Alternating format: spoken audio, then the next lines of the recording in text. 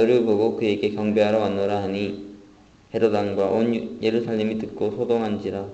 왕이 모든 대제사장과 백성의 서기관들을 모아 그리스도가 어디서 나겠느냐 물으니 가로되 유대 베들레헴이오니 이는 선지자로 이렇게 기록된 바 또 유대 땅 베들레헴아 너는 유대 고을 중에 가장 작지 아니하도다. 내게서 한 다스리는 자가 나와서 내 백성 이스라엘의 목자가 되리라 하였음이니이다. 이에 헤롯이 가만히 박사들을 불러 별이 나타난 때를 자세히 묻고 베들레헴으로 보내며 이르되 가서 아기 있게 대하여 자세히 알아보고 찾거든 내게 구하여 나도 가서 그에게 경배하게 하라.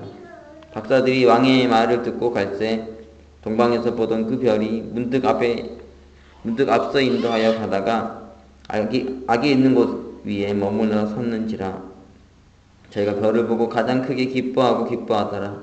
집에 들어가 아기와 그 모친 마리아에 함께 있는 것을 보고 엎드려 아기께 경배하고 보배압을 열어 황금과 유향과 모략을 예물로 드리니라.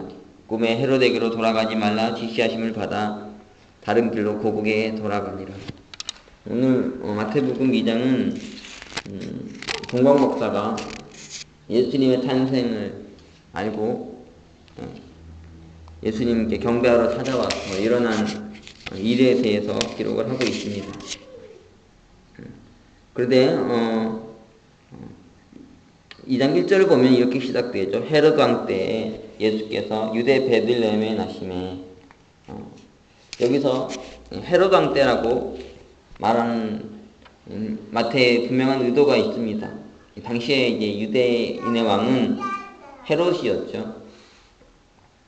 그런데 이제 유대 베들레헴에 예수께서 나셨는데 동방박사들이 와서 뭐라고 하냐면은 유대인의 왕으로 나신 이가 어디 있느냐 이렇게 말합니다. 그러니까 헤롯이 이미 이제 유대인의 왕으로 있는데 이걸 물은 거죠. 그때 이제 헤롯 왕이 어떠했겠습니까? 이미 자기가 왕인데 말이죠. 다른 유대인이 왕이 왔다고 하니까 아주 당황합니다.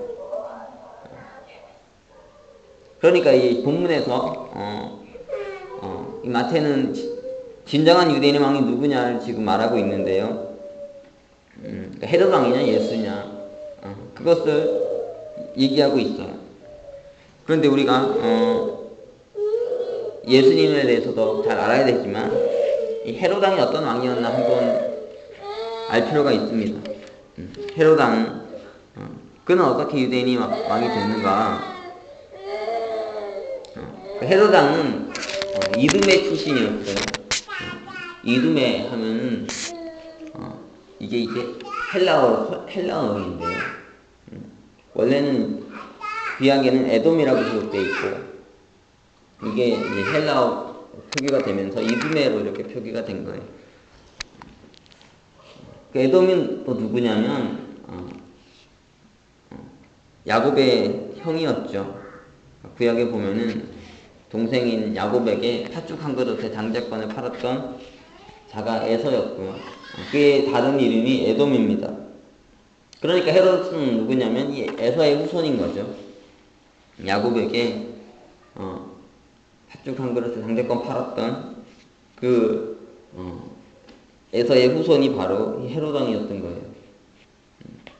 구약에 보면은 이 에서와 이 야곱이 치열하게 갈등을 빚게 되는 그런 여러 일들이 기록이 되어 있는데 예수님 때도 보면은 어떻게 보면 그런 이제 구도입니다. 헤롯 왕과 예수의 구도죠. 이 에서와 야곱의 구도 같은. 어쨌든 출신이 그래요. 그러니까 이제 유대인 사람인 거죠. 되어 있습니다. 근데 여러분이 이제 구약을 이렇게 쭉 연구해 보면 알 수 있는데 이스라엘이 원래 12지파였죠. 야곱으로부터 해서 12지파가 나와가지고 그 12지파 지파체제로 운영이 되다가 최초로 이제 통일 왕국을 이룬 사람은 다윗이었어요. 이 다윗이 이제 이스라엘을 다스리는 통일 왕국의 왕이었는데 솔로몬 때 가가지고 이 나라가 두 개로 쪼개지죠. 북이스라엘과 남유대로 이렇게 나눠지는 역사가 기록이 되어 있습니다. 그때 북이스라엘의 10개 지파가 가고 12지파 중에서 남유다의 2개 지파가 남았는데 남유다에 남았던 지파가 이제 유다와 베냐민 지파였죠. 그런데 이후에 어떻게 되냐면 북이스라엘은 망합니다. 나라만 망하는 게 아니라 민족적 정체성도 아수르의 자폰 정책 때문에 아수르가 북이스라엘 멸망시킨 후에 그 민족의 정체성을 없애려고 이방들을 다른 곳의 사람들을 데리고 와가지고 피가 섞이게 만들어요. 자폰 정책을 펼칩니다. 그래서 나라만 없어지는 게 아니라 민족적 정체성도 완전히 다 사라지게 만드는 그런 정책을 폈죠. 그리고 나서 이제 남유다가 남았는데 그 남유다는 그래서 이제 유다 지파, 베냐민 지파로 구성된 이런 나라였지만 압도적인 다수는 유다 지파였죠. 그리고 이제 유다 지파에서 특히 이제 다윗이 가장 중요한 왕이었고요. 남유다의 원래 그 처음에 다윗이 유다 지파의 왕으로 처음에 등극하고요. 그 다음에 이제 통일 이스라엘 왕국을 다스리는 왕으로 서게 됐는데, 그러니까 이제 남유다 사람들에게 있어서 이스라엘 사람들에게 그렇지만은 왕 외에 이후로도 쭉 보면은 다윗 왕의 후손들이 다윗 왕 아들과 그 후손들이 그 왕위를 계승해요. 계속 왕위를 계승하고 또 계승하고 이제 그렇게 역사가 이렇게 쭉 흘러갔죠. 그러다 이제 바벨론 포로로 인해서 나라가 망하면서 다윗 왕조가 무너집니다. 그리고 다윗 왕의 이제 아들 후손들이 이제 왕위를 더 이상 이제 못하고 나라가 완전히 사라지게 되죠. 그래서 바벨론의 포로로 끌려갔다가 나중에 이제 다시 이제 귀환령이 내려져 가지고 예루살렘에 들어오긴 하는데, 그때는 어떤 체제였냐면은 이 나라가 다윗 왕조 남유다가 이렇게 독립국으로 있었던 것이 아니라 그 강대국의 총독을 파송해 가지고 통치했던 그런 구조였어요. 그리고 다윗 왕의 후손을 가운데 한 명을 세워가지고 이렇게 통일국가를 만들어 보려고 했는데 그렇게 되지 못했던 시대였죠. 계속 실패하고 또 실패하고. 왜냐하면 이제 통일왕국을 독립국가를 만들도록 강대국들이 허락을 하지 않은 거예요. 그리고 이제 그렇게 이제 강대국 틈 속에서 총독에 의해서 다스려지는 이런 구조로 쭉 흘러가다가 신구약 중간 시대에 가면은 이제 마따디아라는 사람이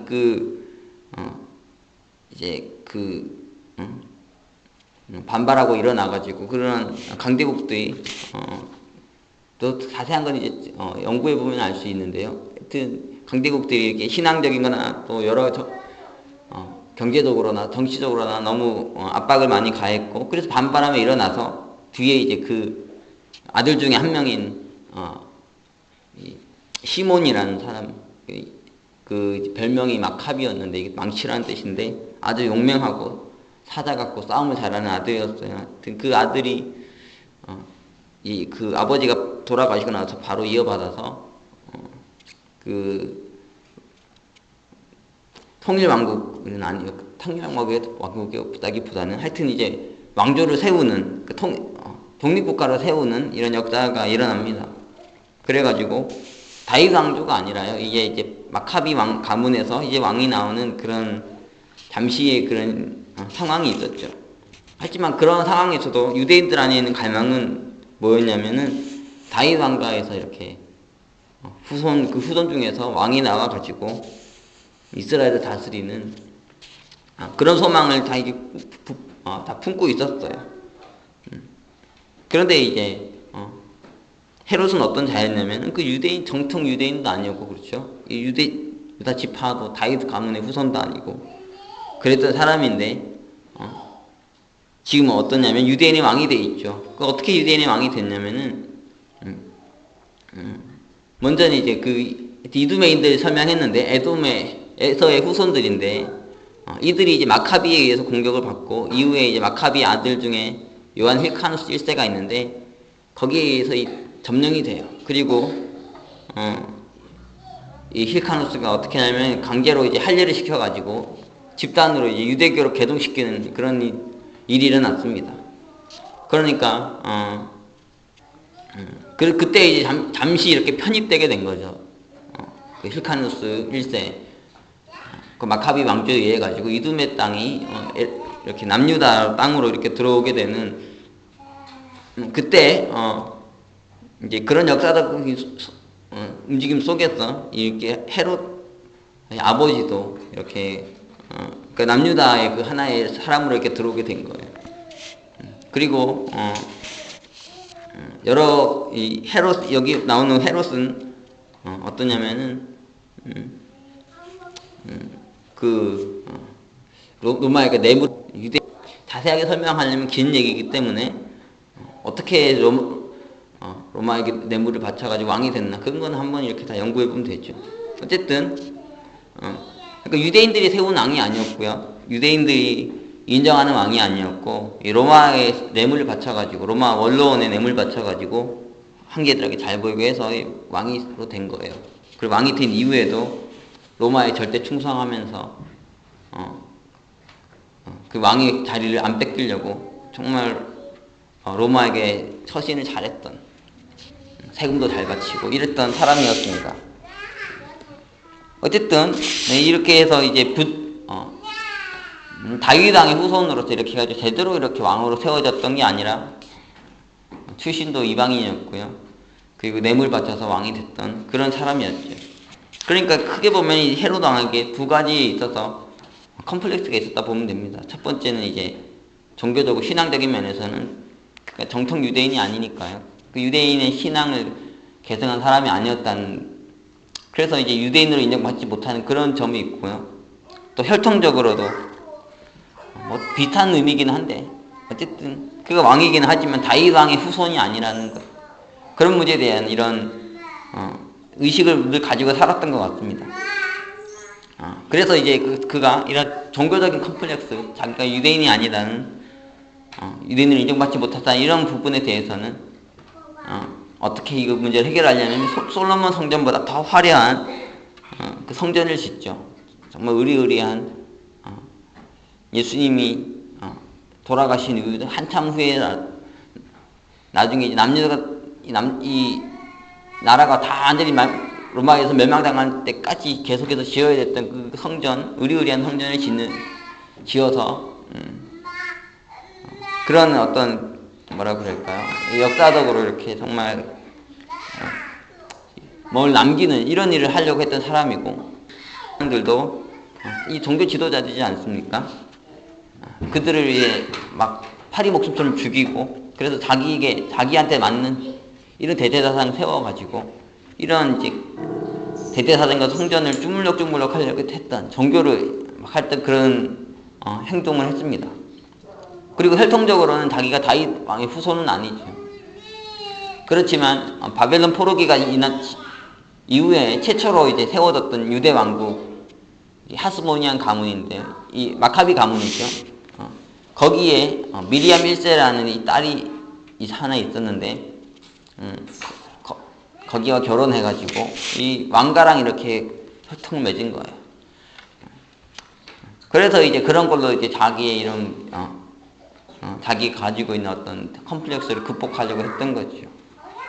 그런데 하여튼 이 출신이 이렇게 비천하고 또 정통성을 가지고 있지 못하다 보니까 늘 이제 자기가 진짜 왕이 아니라는 이런 생각을 가지고 살았던 사람이고, 그래서 오히려 더 왕위에 아주 집착했던 그런 사람이었습니다. 어느 정도였냐면은 자기 왕위에 위협이 된다고 생각하면은 누구든지 살해했던, 심지어 그의 아내와 장모와 동서와 아들들까지 살해했던 그런 사람이었어요. 그리고 그렇게 막 왕위를 집착하면서 그렇게 하니까 또 여러 가지 이제 많은 악행을 하고 사니까요. 또 여러 가지 혈통이나 이런 면에서 그가 정통적이지 않다 보니까 늘 유대인들을 많이 의식하고 살았죠. 유대인들을 싫어하고. 그래서 이제 나중에 그가 죽을 때가 돼서는 어떠냐면은 요세푸스라는 역사가가 있습니다. 유대 고대사를 쓴 요세푸스라는 사람이 있는데 그가 쓴 기록을 보면은 자기가 죽을 때 유대인들이 기뻐하는 모습을 볼 수가 없어서 전 유대 땅에 있는 유력 인사들을 경기장에 다 모았어요. 왠지 모은 거죠. 그래서 이제 자기가 죽을 때 그들을 다 살해하도록 했습니다. 그래서 백성들이 웃지 못하게 하려고 말이에요. 애곡하는 소리가 그치지 않게 하려고 이렇게 사람들이 모아가지고 무고한 사람들이 모아서 죽였을 정도로 잔인했던 그런 사람인 거죠. 여기 우리가 마태복음 2장 13절부터 쭉 읽어보면은 헤롯이 이제 유아들을 살해하는 이런 사건도 기록이 되어 있는데요. 그 정도로 이렇게 끔찍했던 사람인 거예요. 어쨌든 이런 이제 사람이 유대인의 왕으로 있던 시대였습니다. 그러다 보니까 유대인들 안에 있었던 이런 왕을 왕으로 두고 살아야 됐던 유대인들이 얼마나 힘들었겠습니까? 이런 때 예수께서 유대 베들레헴에 나셨는데 어떤 일이 일어나냐면 동방으로부터 박사들이 예루살렘에 이르러 말하되 이렇게 돼 있죠. 동방 박사들이 예루살렘에 왔어요. 왜 왔냐면은 2절에 이렇게 돼 있습니다. 유대인의 왕으로 나시니가 어디 계시뇨? 우리가 동방에서 그의 별을 보고 그에게 경배하러 왔노라 하니 유대인의 왕으로 나시니가 어디 계십니까? 우리가 그분께 경배하러 왔습니다. 이렇게 말을 해요.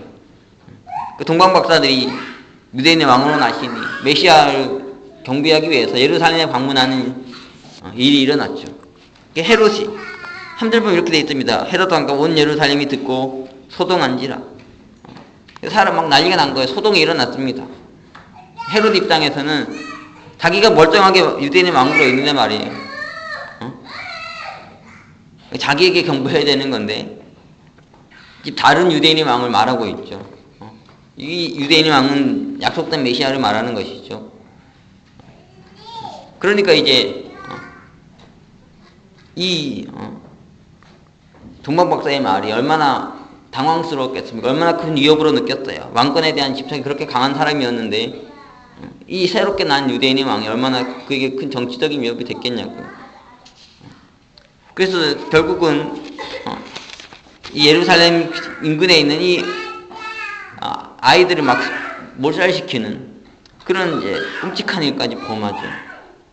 근데 사실 알고 보면은 예수님은 유대인의 왕이 되는 것에 큰 관심이 없었어요. 물론 예수님 유대인의 왕이긴 했는데 여기서 말하는 왕이란 정치적인 왕을 말하는 거죠. 예수님이 정치적인 왕이 되려고 이 땅에 오신 게 아니었잖아요. 그 헤롯 왕의 자리 뺏으려고 오신 게 아니었거든요. 그런데 헤롯은 그걸 몰랐죠. 헤롯은 뭐냐면 자기 자리를 뺏으러 온 줄 알았다는 거예요. 그래가지고 이 예수를 죽이려고 합니다. 그러니까 예수님과 이렇게 적대적이 될 필요가 없었는데 갈등 구조를 만들 필요가 없었는데 그는 이제 이 유대인의 왕을 정치적으로 이해했죠. 그래가지고 그로 인해서 아이들을 몰살하는 이런 끔찍한 일을 범했어요. 헤롯 왕이 어떤 왕이라고 앞에서 제가 말한 것처럼 그는 성전을 정말 열심히 지었던 사람이죠. 정말 역사상 가장 의리의리한 화려한 성전을 지었던 사람이었습니다. 그런데 그 건물 성전을 열심히 지으면서도 참 성전으로 오신 예수님을 죽이려 하는 이런 참 슬픈 일을 행한 사람이죠. 그리고 건물은 열심히 지었는데 자신이 성령께서 거하시는 그런 진정한 성전이 되려고는 하지 않았던 사람이었어요. 그리고 또 그런 어떤 사람이었냐면 왕의 자리를 절대 안 내려주려고 하는 그런 사람이었죠. 예수께서 왕으로 오셨는데 그분께 겸손하게 자기의 왕의 자리를 주지 못하고 끝까지 자기가 왕이 되려 했던 사람이었습니다. 사람의 통치를 상상도 못하는, 다른 사람 다스리고 다른 사람에게 섬김 받아야 되고 존중 받아야 되고 거기에서 만족을 얻고 기쁨을 얻는 그런 사람이었던 거죠. 그 왕의 자리를 주께 내어드렸어야 되는데 그렇지 못했습니다. 그가 성전을 열심히 지었다고 했죠. 열심히 성전을 화려하게 지으면서 종교에 적대적이지 않은 것처럼, 성전에 대해 적대적이지 않은 것처럼, 약속된 메시아에 대해서 적대적이지 않은 것처럼 그렇게 행했지만 왕의 자리를, 주일의 자리를 빼앗으러 왔다고 생각을 하니까 어떠냐면은 그 사리를 드러냅니다. 절대로 그렇게는 못하겠다는 거죠. 예수께서 그의 왕이 되셨다면, 그를 통치하고 다스렸다면 헤롯 왕이 역사에 이렇게 끔찍한 왕으로 기록되진 않았을 거예요. 성경에 이렇게 슬픈 역사를 기록한 사람은 남겨지진 않았겠죠. 그런데 그는 왕의 자리를 뺏기기 싫어서 그 왕의 자리를 주님께 드리지 않아서 오히려 참 슬픈 인생을 살았던 그런 사람이라고 볼 수 있어요. 어쨌든 우리도 마찬가지죠. 우리도 주께서 우리 가운데 왕으로 오시고 주께서 우리를 통치하고 다스리는 사람들이 되어야 되는데, 그 왕의 자리를 빼앗기지 않으려고 하면, 그 왕의 자리를 주께 드리려 하지 아니하면 이렇게 소동하게 되는 것 같아요. 하여튼 헤롯 왕은 그렇게 하여튼 아주 예수께서 하셨다는 소식을 듣고, 유대인 왕이 왔다는 소식을 듣고 소동을 일으키고 또 아이들을 죽이려 하는 이런 일을 행했죠. 그런데 난리가 났는 것은 헤롯만이, 온 예루살렘이 듣고 소동했습니다. 헤롯만이 아니고 정말 많은 사람들이, 예루살렘에 있는 모든 사람들이 소동을 일으켰다는 거예요. 여기서 예루살렘은 누굴 말하겠습니까? 예루살렘에 살고 있는 사람들 말하는 거지만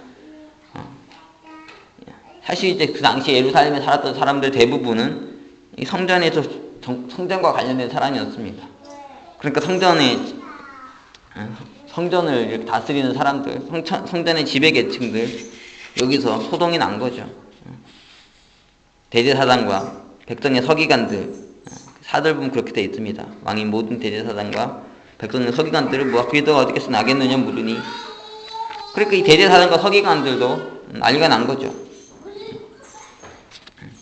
그들은 아직 예수께서 오지 않았다고, 예수가 아니라 약속된 메시아가 오지 않았다고 생각했는데, 동방에서 박사들이 와가지고, 이방인들이 와가지고 그 메시아가 왔다는 거예요. 그래가지고 난리가 났습니다. 소동이 났어요. 이 대제사장과 백성의 서기관들은 어떤 자들입니까? 이스라엘 백성들이 가장 큰 소망은 메시아가 오는 거였죠. 그들의 구원자가 오는 거였어요. 그것이 가장 큰 갈망이고 소망이었죠. 그러니까 이 대제사장과 서기관들은 어떠한 자들이 됐어야 되냐면, 누구보다 먼저 주님의 탄생을 알고, 메시아의 탄생을 알고, 그 주의 길을 예비하기 위해 힘써야 됐던 사람인데, 오히려 이제 이방인들한테서 이게 뒤늦게 듣는 거예요. 이들은 동방박사였는데 별을 보고 왔다 그러죠. 그 별을 본 사람들이라고 생각하면 오늘날 보면 천문학자 같은 사람들인데 과학자들이죠. 이방인들, 과학자들, 이런 사람들한테서 뒤늦게 이렇게 알게 된 거예요. 그만큼 이 대제사장과 서기관들이 영적으로 심각한 문제 가운데 있었다는 것을 알 수 있습니다. 먼저 소동이 일어났는데 이걸 보면은 그들 가운데 심각한 영적인 침륜이 있었다는 것을 알 수 있어요. 메시아 탄생 소식, 그것은 그들이 가장 갈망하고 기다리는 것이었는데, 정말 깨어서 주님의 오심을 준비하고 주님을 맞이하고 이런 자들이 됐어야 되는데 영적으로 깨어있지 못했던 거죠. 잠들어 있었기 때문에 주님께서 오신 것도 알지 못하고 뒤늦게 소동을 일으키는 이런 모습이 됐습니다. 우리도 그렇죠. 영적으로 잠들어 있으면 주님의 오심을 우리가 깊이 있게 체험하지 못할 수 있고, 주님께서 우리에게 베푸시는 구원의 은혜를 맛보기가 참 어려운 것 같습니다. 영적인 침륜을 깨어나야 되는데 하여튼 깨어났죠. 동방박사들이 깨웠습니다. 영적으로. 물론 이제 이 소동이 긍정적으로만 작동한 게 아니고 비극적인 일들 많이 일어났긴 했지만 영적인 하여튼 잠을 깨운 하여튼 사건이죠. 어쨌든 영적인 침륜에 빠져 있었다는 걸 알 수 있고요. 그리고 영적인 침륜에 빠져 있었다는 건 다른 말로 하면 영적인 무관심이 그들 안에 상당히 컸다는 것을 알 수 있습니다. 많은 사람들이 당시에 정말 메시아를 기다린다 했지만 구원을 갈망한다 했지만 사실 알고 보면은 먹고 마시고 시집가고 장가가고 막 이런 데만 관심이 뺏겨가지고 그들 안에 주님의 오심에 대한 갈망이 식어져 있었다는 걸 알 수 있죠. 영적으로 아주 무관심해졌던 그게 뭐가 그렇게 중요한가 보다. 그냥 먹고 마시고 하는 이런 일상적인 삶 이게 더 중요하지 않은가 그런 생각이 많이 있었던 것 같습니다. 그리고 또 우리가 알 수 있는 것은 이들 안에 영적인 혼란이 아주 깊었다는 거죠. 사실 이제 영적 침륜과 영적 무관심을 말하기에는 참 아이러니한 시대였어요. 왜냐하면 그때는 아주 종교적인 열심이 뜨거웠던 시대였거든요. 우리가 잘 아는 것처럼 이제 바리새인들이 있고요. 그들은 모세오경이 돼서 성경 앞에 있는 5권 창세기, 출애굽기, 레위기, 민수기, 신명기를 다 암송했던 사람들이었어요. 그리고 일주일에 2번씩 금식하고 11조도 꼬박꼬박 바치고요. 그리고 옷에다가도 이렇게 성경 구절을 적고 다니면서 그거 늘 읽고 묵상하고 연구하고 외우고 그렇게 했던 사람들이었죠. 그런 신앙적인 열심히 있었던 사람들이 바리새인들이었고 SNF파는 어떻냐면은 이 쿰란 공동체 통해서 많이 드러났지만은 아주 공동체를 이루어가지고 그 주님이 오심을 갈망하면서 살았던 사람들이었죠. 그러니까 그 무엇보다 정말 메시아를 갈망하면서 이렇게 공동체를 이루어가지고 살았던 사람들이었고요. 그 열심당들도 있었는데 이들 정치적인 메시아 운동을 벌였긴 했지만 그 정치적인 메시아 운동 신앙적 열심히 기뻐하는 증거였죠. 정말 이스라엘 나라의 회복을 위해서 구원을 위해서 자기 목숨까지 바칠 수 있었던 그런 사람들이 열심당이었어요. 그리고 세례요한 공동체도 있어가지고 그들이 대대적인 종교개혁을 일으키고 많은 사람들을 깨웠던 그런 시대였어요. 그런 종교적인 열심이 아주 특수였던 시대였는데 그들 안에 문제는 뭐였냐면 영적인 혼란이 아주 심각했다는 거예요. 메시아에 대한 그리스도에 대한 잘못된 오해가 생각이 너무 많았다는 거죠. 유대인들의 역사를 제가 앞에 잠시 설명했는데 이게 어떻게 포로로 잡혀가면서 나라가 다 망했죠. 모든 것들이 이제 다 무너지고 완전한 이제 멸망이 파괴가 오게 됐습니다. 그런데 이제 하나님께서 이스라엘 백성들에게 이 남유다 사람들에게 다시 이제 예루살렘에 돌아오게 하시고 거기에서 다리 잡고 성전 세우고 이렇게 하긴 했는데 그들은 이제 독립국가를 못 만들었다고 했습니다. 여전히 강대국의 통치를 받는 총독을 보내가지고 그들이 다스리는 이런 구조였죠. 그리고 그런 구조가 이제 뭐 페르시아 이후부터 바벨론 페르시아 이후 뭐 헬라 제국, 로마 제국까지 쭉 이어졌던 그런 상황이었어요. 그러다 보니까 그들 안에 이제 다윗과 같은 왕이 일어나가지고 그들에게 구원을 줄 거라는 그런 갈망이 점점점 식어지고 이 묵시문학이라는 게 대두가 되기 시작했습니다. 아주 구름 타고 오시는 그리스도, 초자연적이고 신비적이고 아주 권능으로 가득한 그리스도가 와가지고 이런 강대국으로부터 자기를 구원해주기를 갈망하는 이런 것들이 아주 강해졌던 거죠. 그 시대 상황 속에서 이 묵시문학적인 이런 구원에 대한 갈망이 강해졌습니다. 그런데 그거는 이제 그 시대 상황이 그랬던 것이고요. 그러니까 구약을 보면은 요즘에 이사야서 7장 보고 있고 9장도 이제 보려고 하는데 하나님께서 어떠냐면 한 아이를 주시겠다 그럴 때 한 아기를 주시겠다고 하십니다. 그리고 미가서에도 보면은 이제 이 마태복음 2장 5절 6절도 기록되어 있는데 예수께서 베들레헴에 나신다는 이런 기록도 기록되어 있죠. 근데 이것이 이제 구약에 기록되어 있는 것이었는데 그들이 이 말씀을 깊이 있게 보지 않았던 것 같아요. 그래서 말씀으로 멀어지고 그런 어떤 시대적인 그런 생각, 여론들, 시류들 이런 거에 휩쓸려가지고 메시아가 그렇게 올 것이라는 이런 생각들이 너무너무 강해져 간 것이죠. 물론 이제 구름 타고 오신다는 그런 예언도 있기는 했지만 그게 전부는 아니었다는 거예요.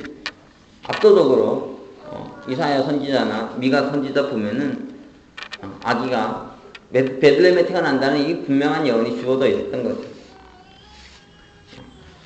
그런데 이런 말씀을 힘써보지 아니하고 말씀을 정말 깊이 있게 연구하지 아니하고 그래서 주께서 어디서 오시는지에 대해서 그들이 완전히 까먹고 있었어요. 잊어버리고 있었고 그래서 주께서 정작 오셨는데 알아보지 못하는 이런 일이 일어난 거죠.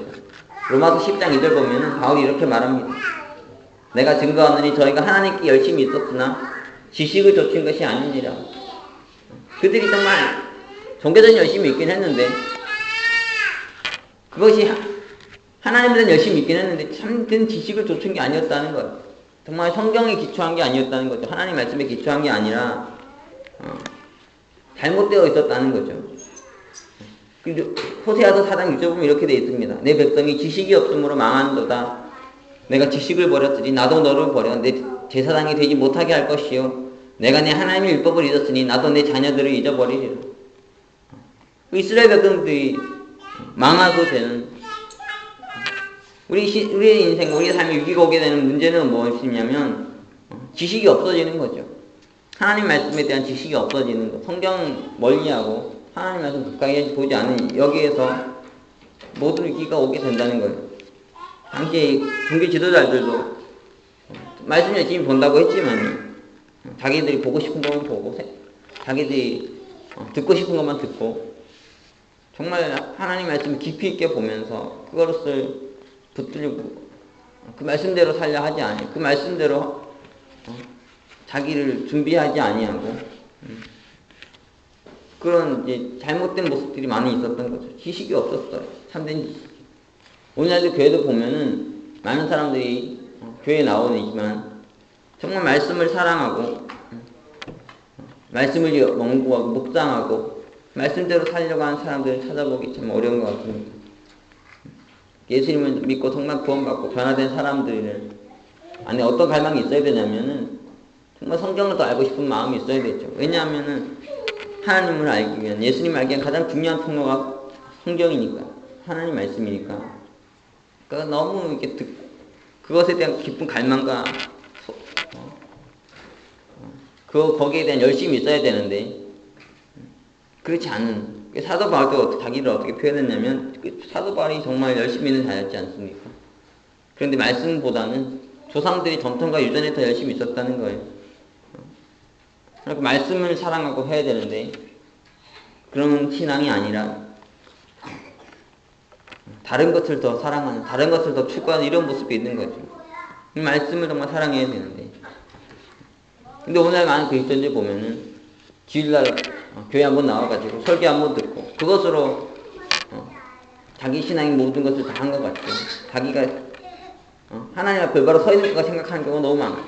그러나 설교 한번 듣는 거 가지고는 우리가 어떻게 성경을 다 알 수가 있겠습니까?